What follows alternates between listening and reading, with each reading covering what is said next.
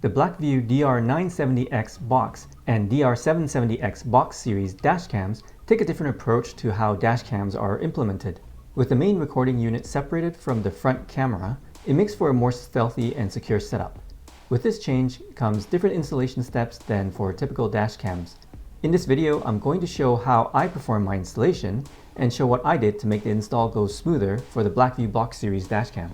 Fracking Creations, showing you the good stuff. I would like to disclose that this is not a paid or sponsored video, though Blackbox My Car was kind enough to send us this Blackview DR770X box series dashcam for free to review, and we do get to keep it after. Find our review video on our channel to see what's bad and good about this dashcam. Disclaimer and warnings. This video is for educational and entertainment purposes only. Though I am an avid car enthusiast who has installed many car accessories and dashcams, I am not a professional dashcam installer. Installing dashcams in vehicles is an activity that carries risks where you could hurt yourself, others, or damage your property or others' property. If you do attempt to install your own dashcam, you are assuming all risks and the consequences. Before installing a dashcam, find out as much as you can from multiple sources, verify information, follow safety guidelines, and use appropriate tools and equipment correctly. If you have doubts or concerns, consult a professional or get one to install for you. I've also provided links to more resources in the video description below. For this installation, I will be using the DR770X Box 3-channel dashcam. I believe the install should be similar for the newer DR970X Box 2-channel dashcams too. The main difference is that you will have one less camera to install. Prep. Safety is important, so make sure to use safety glasses and work gloves. These gloves work really well while allowing for good dexterity and grip while reducing sweaty hands. I switched to these midway through the install and they saved my hands from nicks and cuts while keeping them dry and allowing me to use my phone during the install. To start, I open the box and make sure nothing is missing and make sure to understand what each item is and where it goes. Here's the complete layout of how everything is connected. Take a look through the Blackview manual for important info, including suggestions on where to install each component. Based on the install vehicle, I start planning where I want to install each component. The front and rear cameras are straightforward and installed directly behind a rear view mirror and top center of the rear windshield respectively. The interior camera is recommended to be installed behind and to the side of the rear view mirror, though I prefer to install it directly behind and above the rear view mirror because it doesn't block the sun visor from fully extending up or block the camera's view when using the sun visor. As for the box unit, the manual indicates several locations including the glove box. Because I don't have space in the glove box or behind it, I also considered under the front seats but wanted a place that is nicely hidden and out of the way. I pick a location that is spacious, dry, and cool, and easy enough for me to access while still offering some protection and security from easy access. The trunk is my chosen location. Part of the planning is to ensure that all the cables are long enough to reach and to be connected to the main box unit. Here are the cable lengths for this unit. As you can see, Blackview gives good cable lengths to work with. Installing the DR970X box, DR770X box cameras. For each camera, I follow the same steps. The main difference is where they are installed. Note that the front camera is the larger one of all the cameras, and while the interior camera and the rear camera are similar in size, the interior camera has two additional LED lights on it, one on each side of the lens. To make things easier, attach the cable before installing the camera. I remove the tamper-proof cover by removing the screw and tamper-proof cover. Put the coaxial camera cable through the loop of the mount and attach the cable. I make sure to keep the cable head flush with the port during insertion so that the cable doesn't get damaged. I reinsert the mount and tamper-proof cover, then reinsert and tighten the screw only until the cover is firm but still allows the camera to rotate. To allow for easy repositioning of the cameras when testing with the live feed, I peel the protective film from the double-sided tape and reattach it to cover part of the tape. Carefully attach the cameras, ensuring they will not detach. This allows for easier removal to reposition later on if necessary. If you have window tint, be careful not to damage it when repositioning. Note that for now, I only unravel the cable partly so that I don't have cables cluttered everywhere. Repeat for the other cameras. Note that the camera mounts can be used upside down if you need to mount the cameras flipped around or for better positioning. Just configure the camera accordingly in the settings to account for the view. Installing the GPS LTE module. Depending on where you are going to install the box unit, the GPS or LTE module installation location will be affected. Because the cable is shorter, you have to keep this in mind. The manual indicates to install on the top corners of the front windshield, And I did initially do this because I had planned to install the box unit somewhere behind the glove box. In the end, because the box unit was installed in the trunk, I ended up repositioning the GPS module to the rear side window of the SUV. For a non-hatchback vehicle, the rear windshield would work too. Installing dashcam hardwiring power cable. I like that Blackview includes both the cigarette lighter adapter, or CLA, and the hardwiring power cable in the kit. It allows you to choose which way you want to power your dashcam.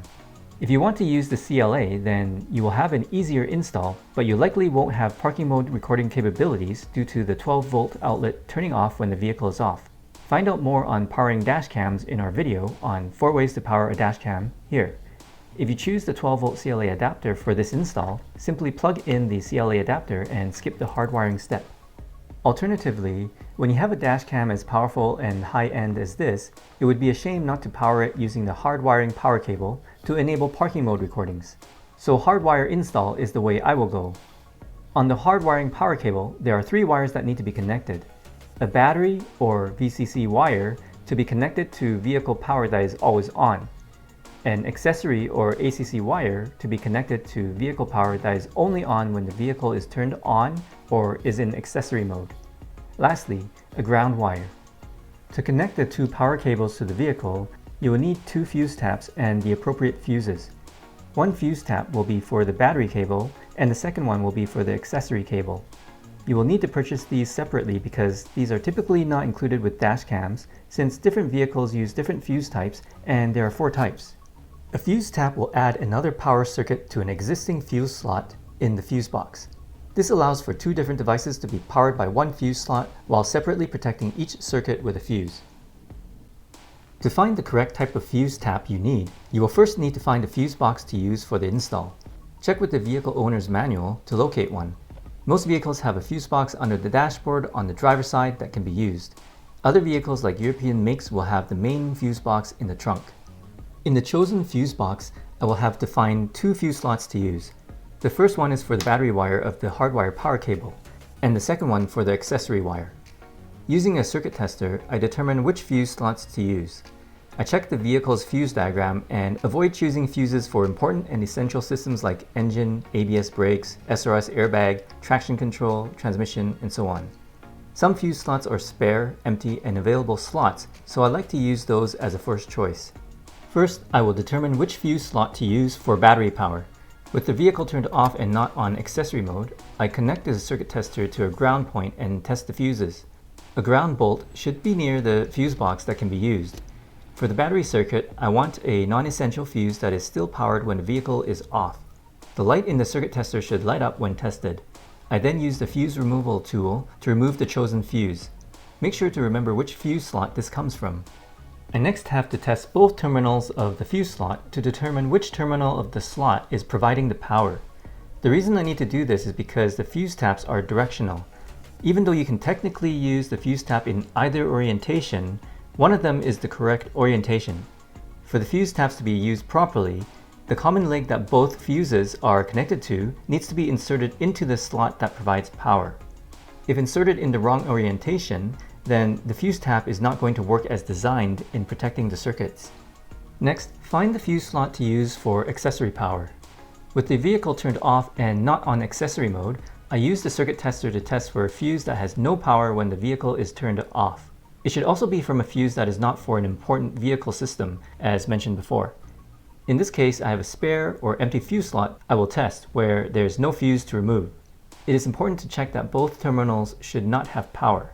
I then turn the vehicle into ACC mode and recheck the fuse I chose. It should now have power. I will again determine which terminal of the fuse slot has power and which doesn't. You need to check each fuse slot independently because sometimes the terminals are oriented differently than neighboring ones.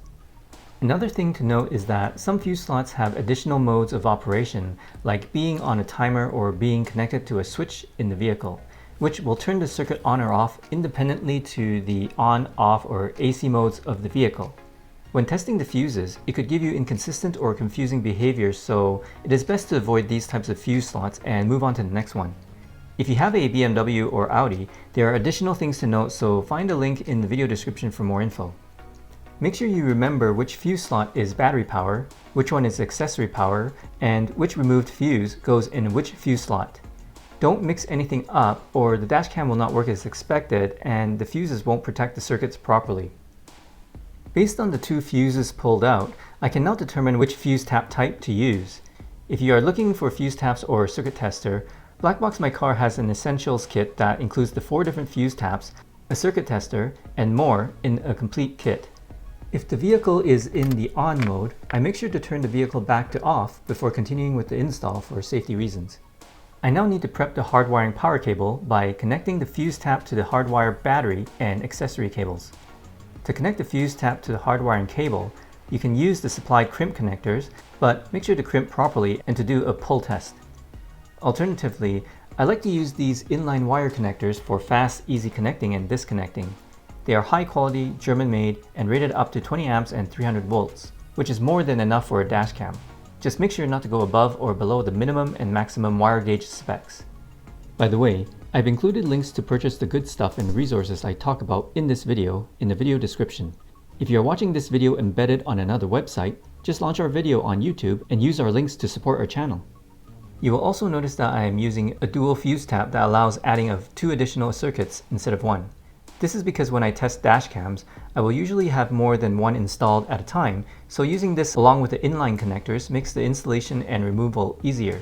Note that I like to make sure not to go above a total of 30 amps for the 3 fuses just to be safe. Next, I place the fuses I removed from the fuse box in the bottom slot of the 2 fuse taps. If I picked an empty fuse slot in the fuse box, then there will be no fuse for fuse slot 1. When putting the fuses into the fuse taps, make sure to use the provided labeling to determine which fuse goes where. Do not use the wire's color scheme to determine which fuse tap is battery and which one is accessory. I have had 2 different hardwiring kits that use different colors to represent opposite things. The new fuses for the dash cam will be placed in fuse slot 2 above. Typically, a 5 amp fuse should be more than enough, but note that this hardwiring cable already includes 2 amp inline fuses.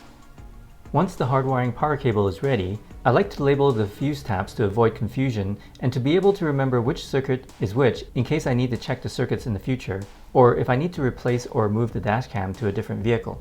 With the hardwiring cable ready for use, I first install the ground wire. I locate a grounding point to connect the black ground wire to. Usually there will be one near the fuse box that uses a bolt to secure. I carefully loosen and add the hardwire cable's ground wire, while being careful to ensure all existing ground cables do not get left out. I firmly tighten the bolt but do not over tighten. Next, I plug the appropriate fuse tap into the appropriate fuse slot for the battery circuit and the accessory circuit, making sure to use the correct orientation for proper use of the fuse taps. Testing dashcam installation. The next step is to test to make sure everything works before mounting the box unit and routing and hiding the cables. It's easier to fix any issues now instead of later and having to pull all cables out to figure out what went wrong. I insert the included microSD card into the memory card slot of the box unit. Then I connect the cables to the box unit appropriately, making sure the camera cables are connected to the correct port. Be careful when plugging in the cable to prevent damaging the pin within. Then turn the key to the on position without turning the vehicle on. I install the Blackview app on my phone, register a new account, sign in, and then add the new dashcam. If you need the Wi-Fi password for the dashcam, just find it on a sticker on one of the camera boxes. Follow the steps in the app. If you have problems adding the dashcam to the app on Android, then it could be your Android phone disconnecting from the dashcam Wi-Fi because there is no internet. Forget the Wi-Fi connection and try again. This time, just wait and look out for this notification when connecting to the dashcam Wi-Fi. Click on Yes to set Android to keep the connection even when there's no internet. This usually fixes connection issues I have with dashcam Wi-Fis in general. After approving the permissions the app asks for and completing the remaining setup, you should be able to access the live feed of all cameras and access the settings and recordings. If the dashcam doesn't work, you will have to diagnose what is wrong before continuing. When the dashcam is working and tested, you will also want to connect the Bluetooth SOS button and test it to make sure it is working as expected. Once everything is working properly, then turn off the vehicle. The Blackview dashcam should give an indication that it is going into parking mode or turning off. Secure the dashcam cameras and box unit. Using the live feed, adjust all camera angles, then tighten the tamper-proof cover. You can now remove the protective film from the double-sided tape and secure the cameras in their final install location. Before securing the cameras to the glass, I like to use a vinyl film, cut to size, to help shield the cameras from direct sunlight heat. This also helps lessen any damage to window tinting should I have to remove the dashcam in the future. Make sure to clean the glass and vinyl film with rubbing alcohol and let it dry before attaching. I find these mounts to be a bit hard to attach properly, so make sure to rock it back and forth sideways and front it back a little to get the dashcam to stick properly. If you have a hatchback vehicle, the rear wiper blade may not be able to clear parts of the windshield, so it may be best to place the camera off-center so it is positioned for the best view. I carefully unplug all the cables from the box unit and test to make sure all the cables can follow a route and reach the trunk where the box unit will sit. If any of the cables cannot reach, then a different location for the box unit may be necessary. This route should allow easy hiding of the cables within the trim. Once all the cable lengths are verified, I can install the box unit securely after cleaning the surface with rubbing alcohol and letting it dry. Finalize install and cleanup. Before routing the cabling, I first have to decide if I want excess cabling to be stored near the cameras or near the box unit or somewhere in between. I decide to store it near the box unit because there is a lot of room there. I route all the cables to the box unit and hide the cables safely and snugly in the trim, being careful not to tangle the wires or pull them too hard and damage them. I also make sure to stay away from airbag systems. Depending on your vehicle, you could have curtain airbags, A-pillar airbags, and more. To route the cables, some people use the headliner and others use the door sill cover. I have to choose what works best for this vehicle, using the included cable clips to secure the cables where needed. Once routed to the box unit, the excess cables are rolled up and twist tied together. I make sure to leave enough slack so that I can route them through the security cover and to the ports on the box unit. It's a good idea to label the cables for future use. This is where a proper labeler comes in handy. I store all the cables in a zippable plastic bag to keep them bundled together and tuck them away safely. Last for this step, I run the cables through the security cable cover of the box unit. Attach each cable in order from the micro USB port to the power cable. Close the cover and lock. Dashcam installation notes for hatchback vehicles. If you have a hatchback vehicle like the one I am installing on, you may have an issue where you have the rear camera cable dangling or routed over the rubber seal. This is not ideal and doesn't look good. What I have done in situations like this is to run the cabling through the wire boot from the inside of the vehicle to the rear hatch. I use a zip tie taped to the end of the cable to help route the cable through. Final test and setup. I turn the key to the on position without turning the vehicle on. Parking mode on. The dashcam should go into driving mode and everything should be working. I mount the SOS button somewhere that is not in direct sunlight and is easy to reach but out of the way from accidental activation. Last thing to do would be to configure the dashcam settings to my preferences. I will also test parking mode after the vehicle has been turned off for 15 or more minutes to ensure the dashcam is still on and recording. There you have it, my full install of the Blackview DR770X box dashcam. Let me know in the comments if you enjoyed this video. As always, check out the other videos on our channel, like, subscribe, and share our videos with anyone else that would enjoy it. We appreciate your support.